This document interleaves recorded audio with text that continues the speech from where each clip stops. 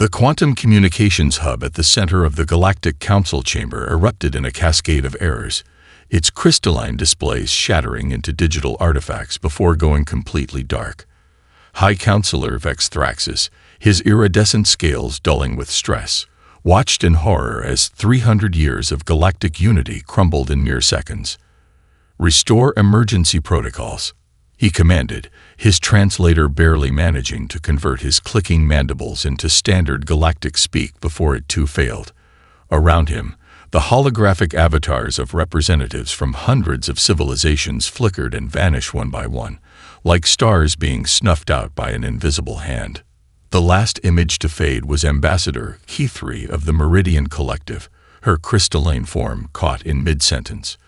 "Something is wrong with the quantum matrix." Then silence. Complete, absolute silence. In the chaos that followed, none of the Council's emergency systems responded. The quantum-entangled backup networks, the psychic emergency channels, even the basic neural interfaces, all dead.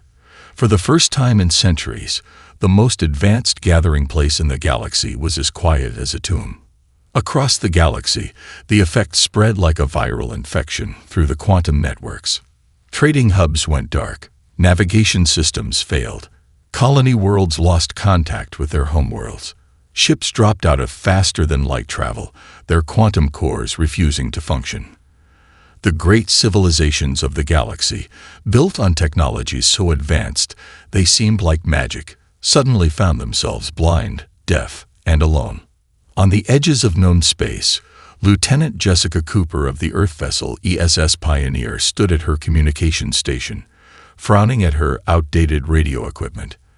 The ship had been a source of mockery among alien vessels, with its backup chemical thrusters and radio arrays that most species had abandoned millennia ago.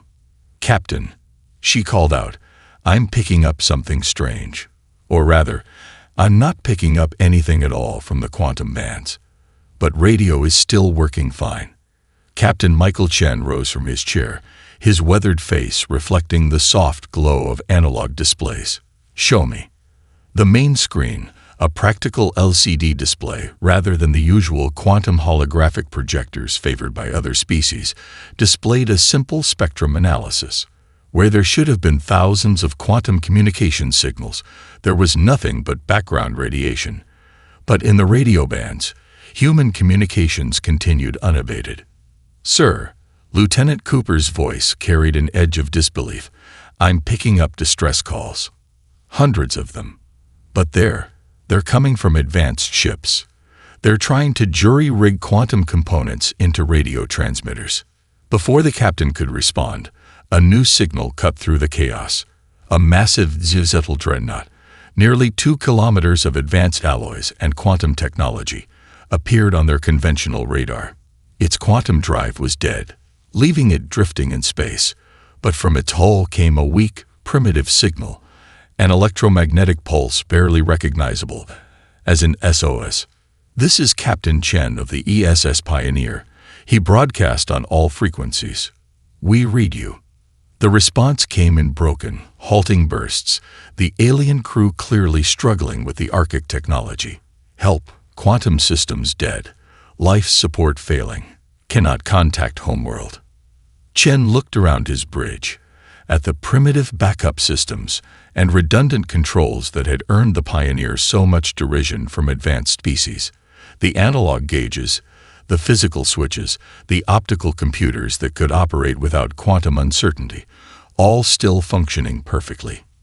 "Send a message to Earth," he ordered, a grim smile playing across his face. "Tell them humanity's antiquated technology just became the most advanced communication system in the galaxy."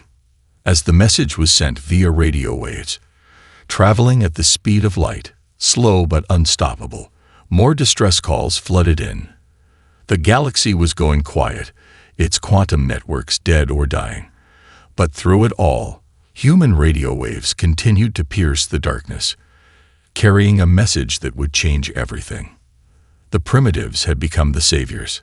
Humanity was about to step into the light. Dr. Madison Reynolds hadn't slept in 36 hours, but the coffee-ringed reports scattered across her desk at NASA's Deep Space Communications Center told a story too incredible to ignore. Every quantum communication system in known space had gone dark, while Earth's radio telescope array was picking up alien transmissions like never before. "Play it again," she commanded, rubbing her temples as the computer repeated the latest intercept.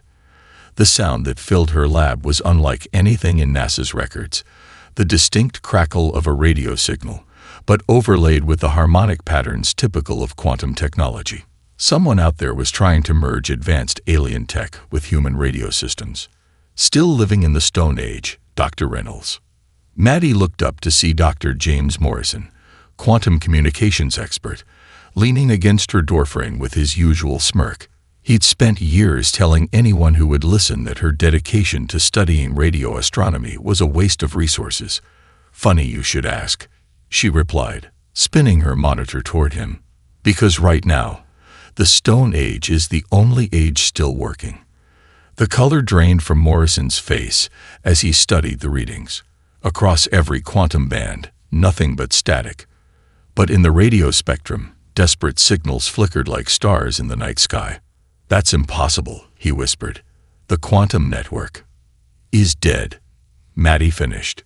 "But these babies," she patted her ancient radio array control panel. "They're picking up signals from across the sector. Listen." She filtered out the background noise, focusing on one particularly strong transmission. The voice that emerged was clearly alien, a harmonious blend of tones that even the best translator struggled with. But the message was clear. "To any receiving species, our systems have failed. Seeking aid." Morrison slumped into a chair. "How many?" "Hundreds, maybe thousands of ships. And those are just the ones that have figured out how to cobble together radio transmitters. The real number must be." The lab's emergency speaker crackled to life. "Dr. Reynolds to Operations Control. Immediate priority." In Ops Control, NASA's massive wall screens displayed a sight that made Maddie's breath catch. Dozens of ships had appeared at the edge of the solar system, their quantum drives dead, but their conventional engines pushing them desperately toward Earth. The vessels represented species that had never deigned to visit humanity before, considering Earth too primitive for meaningful contact. "We're receiving a priority transmission from the lead ship," announced Flight Director Torres. "They're asking for you specifically, Dr. Reynolds. They say they found your research papers on radio wave propagation in the Galactic archive." Maddie stepped up to the communications console, her hands trembling slightly as she adjusted the frequency. "This is Dr. Madison Reynolds of Earth." "Doctor." The alien voice was clearer now, though still struggling with the unfamiliar technology. "I am First Speaker Ixel of the Galactic Council. We require your expertise. Our civilization depends on it." The irony wasn't lost on anyone in the room. The same council that had dismissed Earth's application for membership 3 times, citing their prehistoric technology levels, was now begging for help with radio basics. "Send them landing coordinates," Maddie ordered, already reaching for her tablet to draft crash courses in radio theory. "And get me every radio engineer and technician you can find. We're about to host a galactic remedial class in Communications 101. As she rushed to prepare for the arrival of her unusual students, Maddie's personal comm unit chirped. A message from her old professor at MIT. "Still glad you specialized in obsolete technology." She smiled as she typed back. "Sometimes the old ways are the best ways." Outside, the night sky filled with the contrails of descending ships, their quantum-based systems dark, but their radio receivers burning bright as they homed in on humanity's signals. Earth's voice, once dismissed as a whisper in the technological wilderness, had become the galaxy's last lifeline. The universe, it seemed, had a sense of humor after all. The skies above Houston blazed with atmospheric entry trails as Dr. Madison Reynolds watched the massive Zixta colony ship descend. Unlike the smaller vessels that had arrived over the past week, this behemoth wasn't just carrying diplomats or technicians. Its holds contained thousands of juvenile Zixta, their biostasis systems failing without quantum power. Their life support is critical, announced Captain Sarah Martinez of Space Force Command, her voice tight with tension. They'd got maybe 3 hours before their backup systems fail completely. Maddie studied the readings from the ship's jury-rigged radio transmitter. The signal was weak, distorted by the aliens' inexpert assembly of the device. But the fear in their transmission cut through clearly enough. "Please, our children die. International protocols require a 48-hour quarantine period for all alien vessels," reminded General Davidson, his face grim on the command center's main screen. "We can't risk. They'll be dead in 3 hours." Maddie cut in, breaking protocol by interrupting a superior officer. "With respect, sir, we're about to become the species that let 10,000 children die while we checked boxes on forms." The silence that followed was deafening. Even the general's aide winced at the bluntness of her statement. But Maddie hadn't spent years studying alien communications without learning something about alien psychology, including the fact that Zixta never, ever abandoned their young. If they were requesting emergency landing, the situation was beyond desperate. "Dr. Reynolds," Davidson's voice had dropped dangerously low, "are you prepared to take full responsibility for any consequences?" "Yes, sir. Every single one." "You have authorization. God help us all if you're wrong." The next 2 hours became a blur of activity. Maddie coordinated with Houston's emergency services, converting the old Astrodome into a temporary alien habitat. Her team of engineers worked frantically to adapt Earth's atmospheric processors to create the methane-heavy environment the Zixta needed to survive. "Landing trajectory locked," announced Martinez. "They're coming in hot." The colony ship was easily the size of 3 football fields, its hull scarred from whatever desperate journey had brought it to Earth. As it descended, emergency crews stood ready, though no one was quite sure how they'd handle an emergency with an alien vessel of this size. Maddie's radio crackled. "Human control. Landing systems non-responsive. Gravitational stabilizers failing. Switch to pure manual control." Maddie commanded, an idea striking her. "Use your visual sensors and our radio beacon. Land it like your ancestors did before quantum systems." There was a pause that felt like eternity. Then, ancestors, yes, switching to manual flight. The massive ship wobbled, then steadied. Without its quantum systems, it was essentially a massive glider, but the Zixta proved that some skills transcended technology. The landing was rough. The ship's undercarriage would need serious repairs, but it was intact. Emergency teams swarmed the vessel as its doors cycled open, releasing clouds of methane-rich atmosphere. The sight that greeted them would be burned into Maddie's memory forever. Thousands of Zixta juveniles, their iridescent scales dulled by stress, being carried or helped out by their caretakers. Each adult Zixta stood nearly 8 feet tall, their serpentine bodies supporting 4 arms and a head crowned with sensory tendrils. "The children first," the Zixta leader insisted, her translator barely functioning. "Then we can discuss protocols." As Maddie helped coordinate the evacuation, her comm unit buzzed constantly with reports of more ships approaching Earth orbit. The Zixta crisis was just the beginning. Humanity's choice was becoming clear: remain cautiously isolated, or embrace their new role as the galaxy's last hope. Looking at the alien children being carefully moved to safety, some of them reaching out curiously to touch their human rescuers with delicate tendrils, Maddie knew the choice had already been made. Earth couldn't turn its back on the galaxy, not now. Her comm chirped again. Another ship requesting emergency landing. Maddie straightened her shoulders and headed back to the command center. The longest day in human history was far from over. "No, Ambassador Talax, you can improve radio signal strength by adding quantum harmonics," Maddie explained for what felt like the 100th time. "Think of it like, imagine you're trying to throw a ball. Adding quantum mechanics would be like trying to calculate the position of every atom in the ball while throwing it. Sometimes, simpler is better. The towering insectoid ambassador clicked his mandibles in frustration. Around them, NASA's largest conference room had been transformed into an impromptu classroom. Representatives from 24 advanced civilizations hunched over Earth-made radio components, their appendages struggling with technology they'd considered obsolete for millennia. But the quantum resonance, Tulax began, is exactly what's being blocked, Maddie interrupted, picking up a simple crystal radio set. This works because it's pure physics. No quantum uncertainty, no advanced computation. Just electromagnetic waves doing what they've done since the universe began. From the back of the room came a sudden burst of static, followed by a triumphant warble. A meridian crystalline being had successfully assembled their first radio transmitter.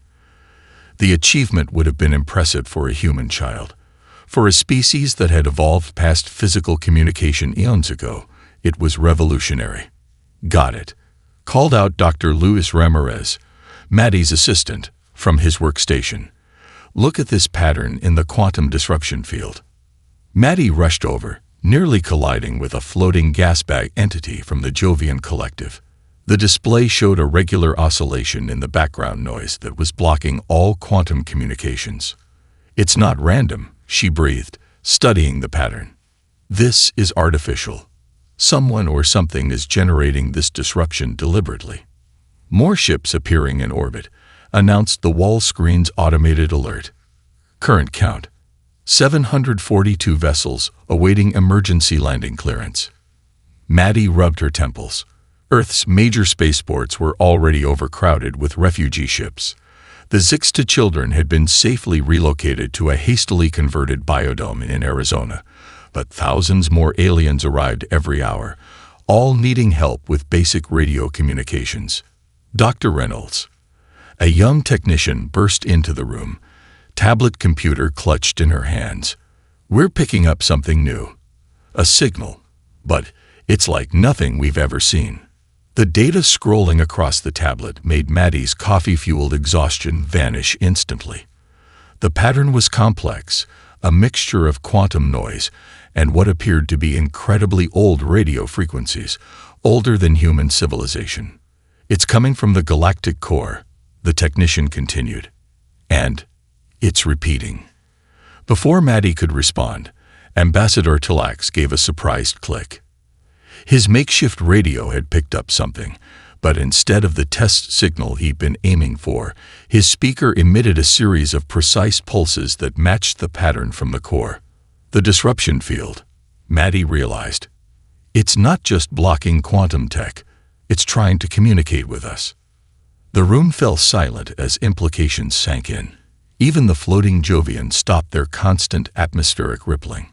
In my species' oldest records, Tulax said slowly, his translator struggling with concepts so ancient, there are stories of a race that came before. They left warnings about technological dependence, about the dangers of pursuing efficiency at the cost of reliability. Maddie stared at the pattern, her mind racing. They didn't just leave warnings. They left a failsafe. And we just triggered it. She grabbed her tablet, fingers flying across its surface as she compiled data from hundreds of refugee ships. Each vessel's quantum systems had failed differently, but they all shared one characteristic. The more advanced and specialized the technology, the more completely it had been disrupted. Look at our own technology, she announced to the room. Radio, chemical rockets, analog computers, everything we kept using despite being told it was primitive. It's all based on fundamental physical principles. Principles that can't be blocked because they're woven into the fabric of space-time itself. Ambassador Tulax raised his crystalline communicator, now modified with simple radio components. Then perhaps, it is time we remembered what your species never forgot. That progress does not always mean abandoning what came before.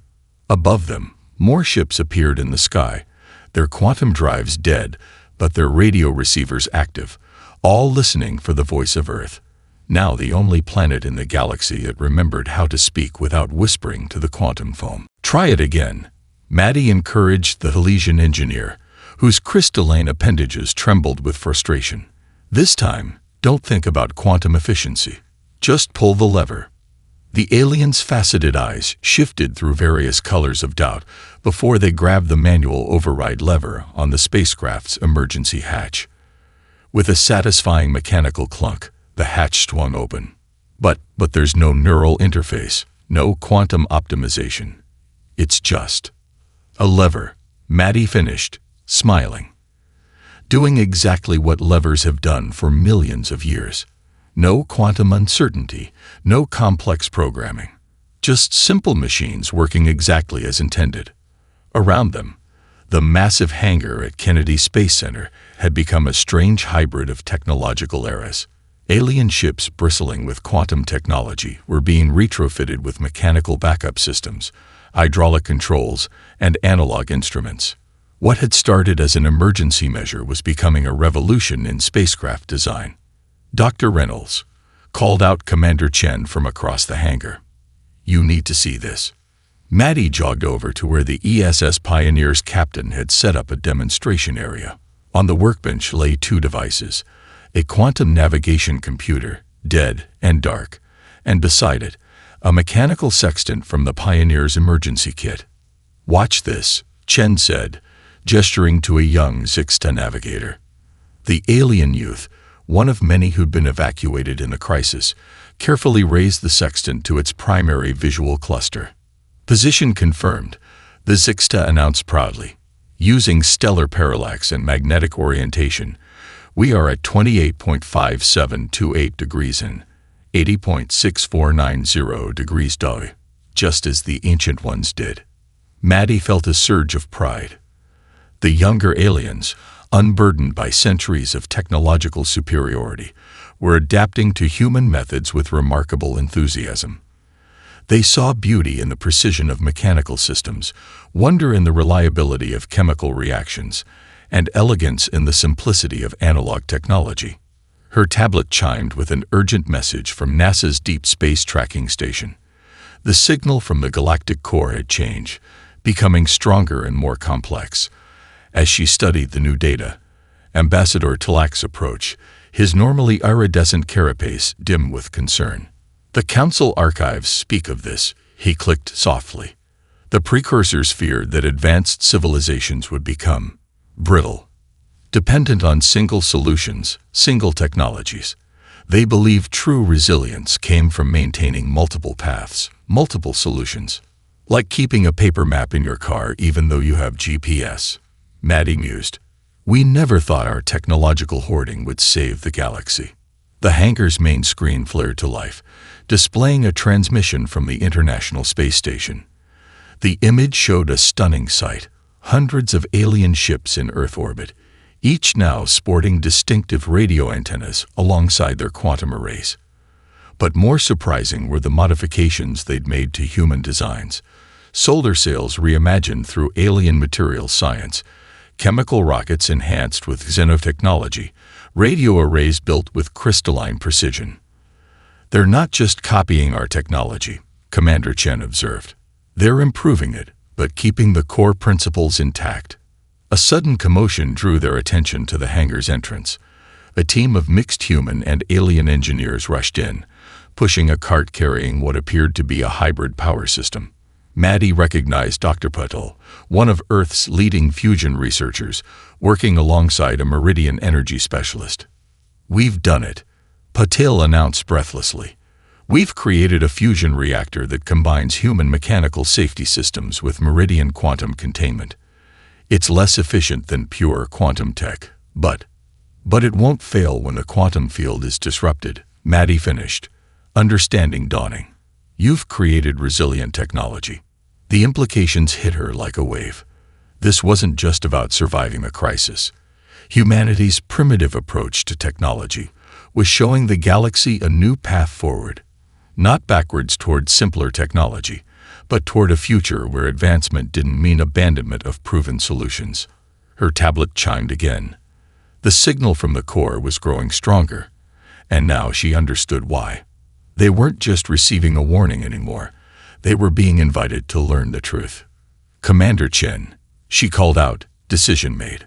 "How quickly can we get the Pioneer ready for a long journey?" The captain smiled, patting the mechanical backup controls of a nearby console.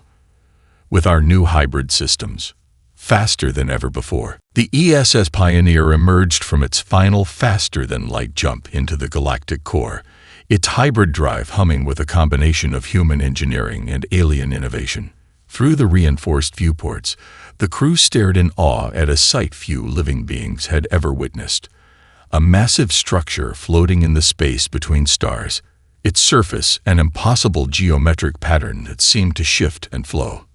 "That's it," Maddie breathed, her instruments recording patterns that matched the mysterious signal perfectly.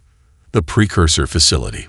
The Pioneer had been modified for this mission, its systems now a unique blend of technologies. Quantum sensors worked alongside traditional radar, digital computers ran parallel to analog backups, and every critical system had at least 3 different ways of operating. The ship represented everything humanity had taught the galaxy about technological resilience. "Multiple quantum signatures detected," announced Lieutenant Cooper from her communication station. "The facility is actively generating the disruption field." Commander Chen studied the tactical display, where the facility's energy emissions painted a complex picture. "Look at the pattern. It's not random interference, it's a test. The facility is challenging any ship that approaches to prove it can operate without quantum technology." As if in response to his words, a beam of energy swept out from the facility, washing over the Pioneer. Throughout the ship, quantum systems flickered and died. But the backup systems engaged seamlessly, keeping them operational. "We're being hailed," Cooper reported, surprise evident in her voice. "On multiple frequencies, from radio to something I've never seen before." "Put it through," Chen ordered. The voice that filled the bridge was unlike anything they'd heard before, a harmony of different transmission methods, each carrying part of the message. "You have proven worthy of the legacy. You understand the importance of diversity in advancement. Enter." A massive door rised open in the facility's surface, large enough for the Pioneer to pass through. Inside, they found a docking bay that seemed designed to accommodate ships from 1,000 different civilizations. "Look at this place," Maddie marveled as they made their way through the facility's corridors. Their environmental suits were similarly hybrid designs, combining human reliability with alien environmental control systems. It's not just a facility. It's a library of technology. They passed chambers filled with examples of technological evolution from across the galaxy, not just the endpoints, but every step along the way. Each display showed how different species had solved the same problems in unique ways. In the central chamber, they found what they were looking for: a vast quantum computer array, more advanced than anything in the known galaxy, sat idle while simpler systems around it hummed with life. "Welcome, children of Earth," a voice echoed through the chamber as a holographic figure appeared, humanoid, but clearly artificial. "I am the curator, keeper of the precursor legacy." "Why did you shut down the quantum network?"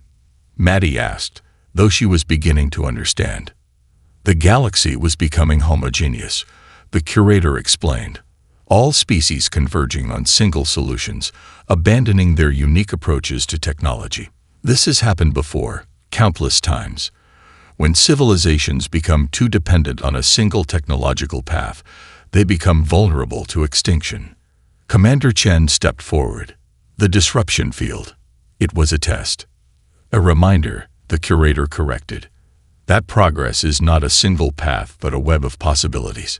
Your species, humans, never forgot this. You kept your old technologies even as you developed new ones.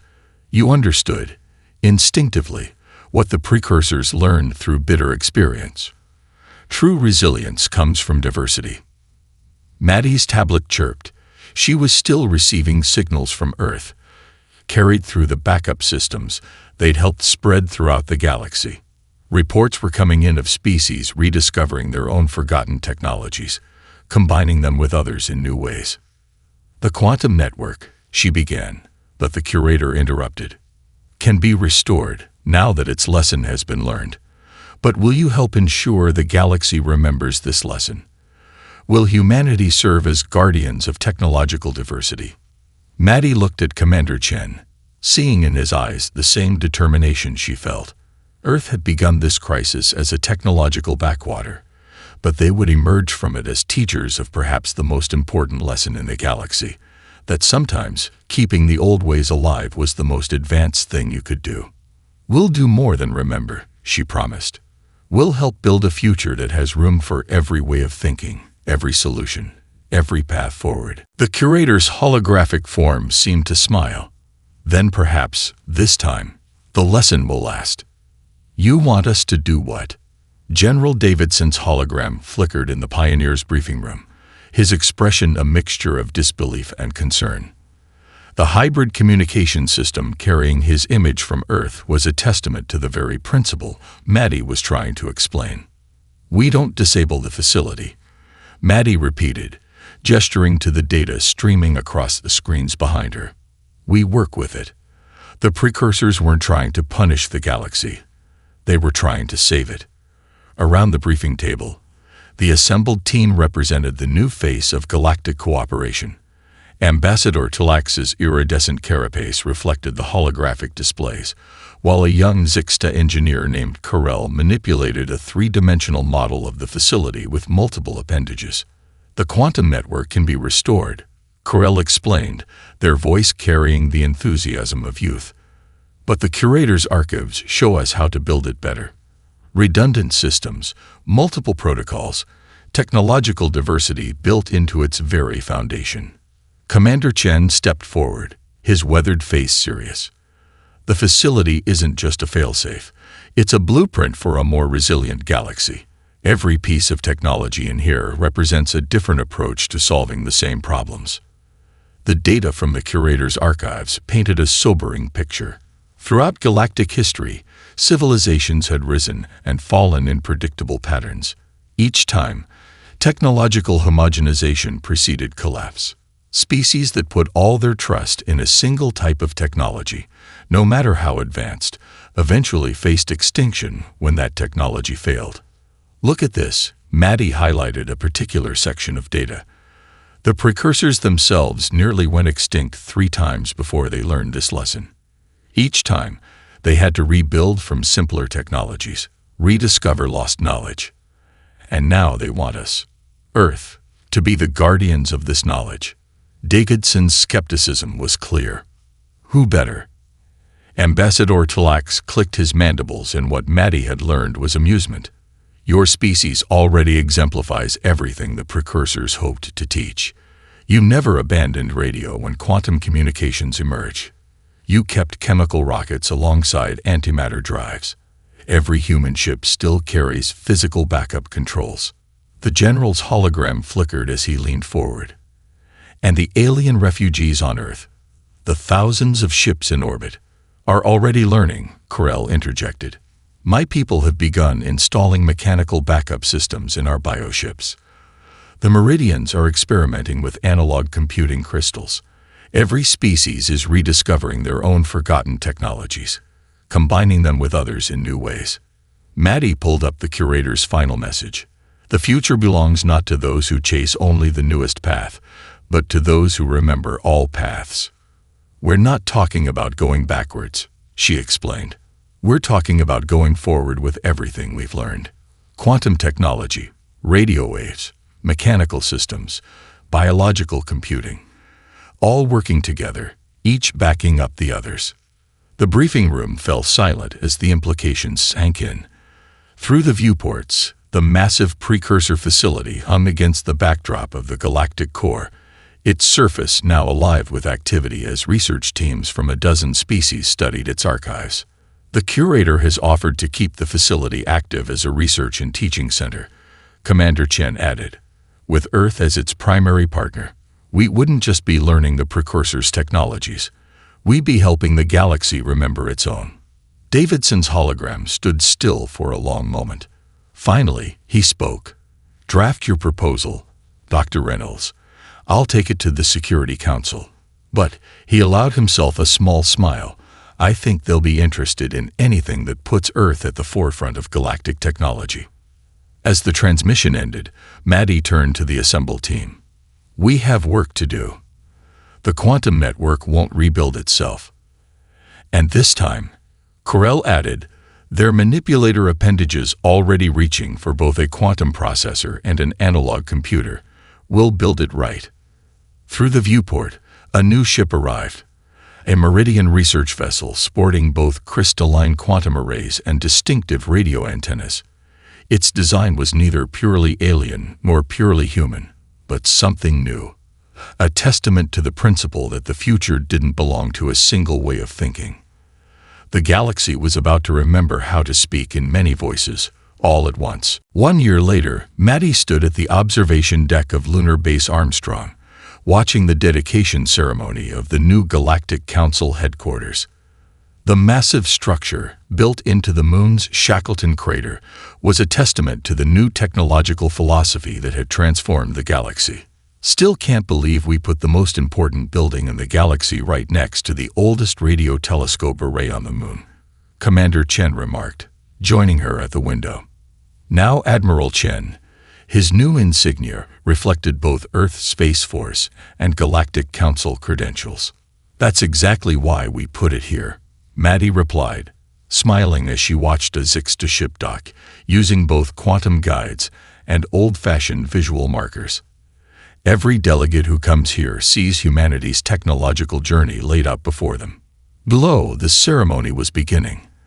The new council chamber was a marvel of hybrid engineering. Quantum holographic displays shared space with physical control panels. Crystalline computing cores worked alongside silicon processors. Even the universal translators now operated on multiple redundant systems, ensuring that the galaxy would never go silent again. Dr. Reynolds, a familiar clicking sound announced Ambassador Tlax's arrival. The curator's avatar is ready for the ceremony. Though I must admit, seeing it projected through both quantum entanglement and radio waves simultaneously seems excessive. Redundancy is our watchword now, old friend. Maddie laughed. The past year had changed Tlax. His once pristine quantum technology now augmented with various backup systems of his own design. Like many aliens, he'd discovered a passion for technological archaeology, uncovering and reviving his own species' forgotten innovations. The chamber below filled with representatives from across known space. Each delegation brought its own unique blend of technologies. The Meridians, once pure energy beings, had developed new crystalline bodies capable of interfacing with physical controls. Young Zixta, led by Corell, proudly demonstrated ships that combine biological computing with mechanical systems. Message from Pioneer Station, announced the comm system, its artificial voice carrying through both quantum and traditional speakers. The research station, built into the precursor facility at the galactic core, had become the galaxy's premier technological institute. The message displayed on multiple systems simultaneously. New archaeological find in Sector 7. Evidence of previously unknown precursor backup system. Request Dr. Reynolds' expertise when convenient. They're still finding new secrets, Chen mused. A year later, and we've barely scratched the surface of what the precursors left behind. The ceremony began with a gesture that would have been unthinkable a year ago, the activation of the new quantum network. But this time, as the quantum signals flowed, radio waves, light pulses, and a dozen other communication methods carried the same messages as backups. The galaxy had learned to speak in many voices at once. A speech is traditional at this point, Tlax reminded Maddie. As the architect of the new technological philosophy and Earth's representative to the Council, she was expected to address the gathering. Maddie stepped onto the platform, feeling the weight of the moment. The chamber's hybrid systems carried her voice to every corner of known space. A year ago, the galaxy went quiet. We thought it was an ending, the failure of our most advanced technology. Instead, it was a beginning. A reminder that true advancement doesn't mean abandoning what came before, but building upon it. Every species here today has rediscovered something they thought obsolete, only to find new wisdom in old ways. She gestured to the Earth hanging in the lunar sky above them. Humanity never meant to become teachers to the galaxy. We kept our old technologies out of habit, pragmatism, and sometimes simple stubbornness. But in doing so, we preserved something precious, the understanding that there is no single path to the future. The chamber erupted in a chorus of approval, expressed through everything from quantum pulses to simple applause. Outside, ships of all designs moved through space, their hybrid systems representing the new normal in galactic technology. The galaxy will never go quiet again, Maddie concluded, because now we remember how to speak in every voice we've ever known. As if in answer, the precursor facility at the galactic core pulsed with light, a signal carried simultaneously by quantum entanglement, radio waves, and methods yet to be fully understood. The message was simple, repeated in every possible way. Remember and continue forward.